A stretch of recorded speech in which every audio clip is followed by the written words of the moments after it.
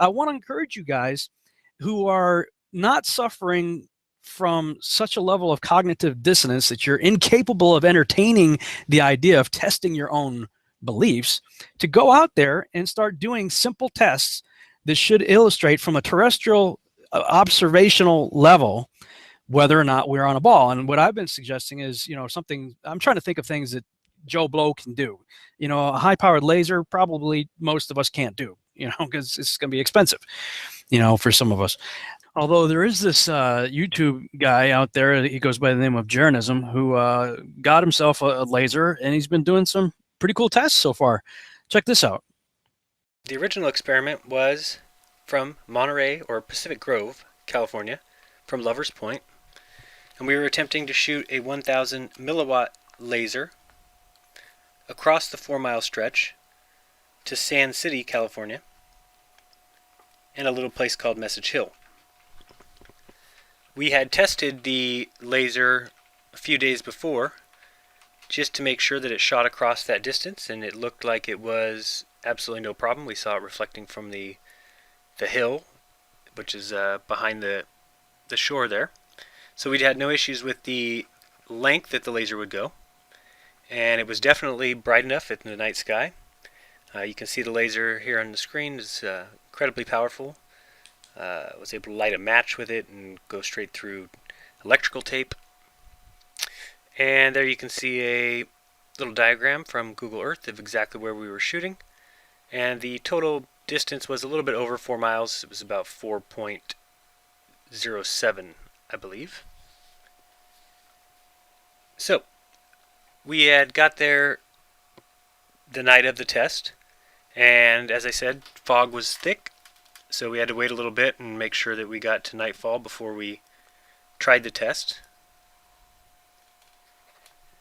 When we got around to testing, we had somebody waiting on the receiving side, and they had their video camera ready in order to show where the beam hit the shore. The hypothesis, or the result we were looking for, was we figured since we were shooting at 1 foot above sea level from the Pacific Grove side, that it would be impossible for that beam to hit anything below 10 feet on the opposite hill. Unfortunately, one thing that we weren't able to test on test night was when the beam hit the other side, it was reported that it was about 10 feet in diameter. So the beam obviously grew quite large, was something we couldn't see on test day. And so that nullified the results, and we were all upset. And we're trying to think of ways as we sat there on the beach, how could we get this laser to go across and not lose its beam? Was there anything else that we had learned from the experiment that would tell us that we could get a definitive answer one way or the other? Now you can see on the screen from the zoomed in video camera what that beam looked like across the 4-mile ocean. And from this view you can actually see that that beam is quite large. It was so large, in fact, it wasn't even able to be videotaped or photographed. With such a large diameter beam, it was really starting to look like the only possible way would be for us to get a new laser with a more focused beam. Nothing else seemed like it was going to work until it hit me that if I had gone to the other side... I mean, it's not just convincing me because I'm convinced, but I mean, for as far as video evidence, I'm wondering if the camera would be able to see the green light, especially like what you just said on the rock. Yeah. If I come in on this side of the rock and shoot the rock and just make circles with the laser on the rock, if the camera saw that from across the water, if the camera's at water level, Yeah.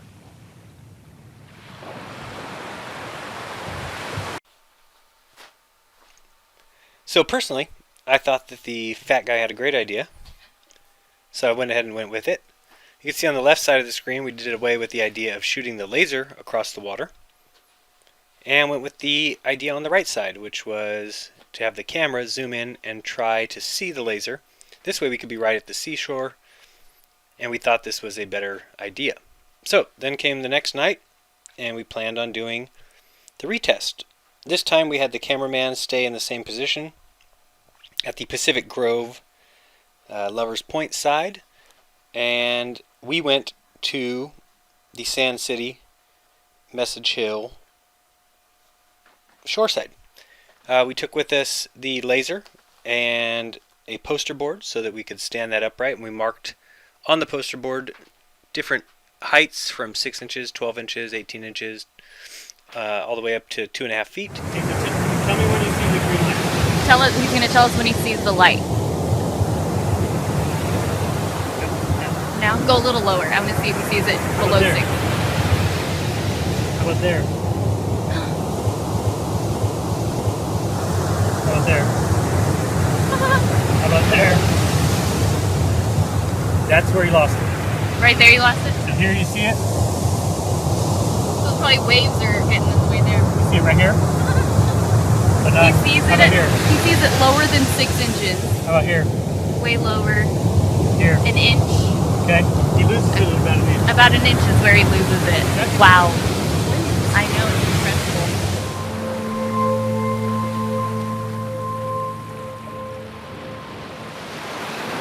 I mean, here he's got a laser reflection 4 miles away, and the camera's picking it up on the other side. That's just not possible. According to spherical geometry, you're not supposed to be able to see things like that. So, I mean, God bless them for being out there doing what they're doing with the lasers. If you guys got the ability to go out and get a laser and do something like that, then I encourage you to do it. But I've been trying to figure ways that, Joe Blow, who doesn't have a lot of money, can go out and do tests for himself. And, most of us have cell phones that have, smart cell phones, smartphones, whatever, that have cameras built into them. And you can go to Academy Sports or someplace like that and buy a telescope for $30. Okay, so we're not talking like a ton of money here. $30 to $50, you can get a decent telescope or even maybe a pair of binoculars or something. And you could go to Home Depot for $10 or whatever and buy a 4x8 sheet of plywood and some paint. And what I'm saying is, look, go out there and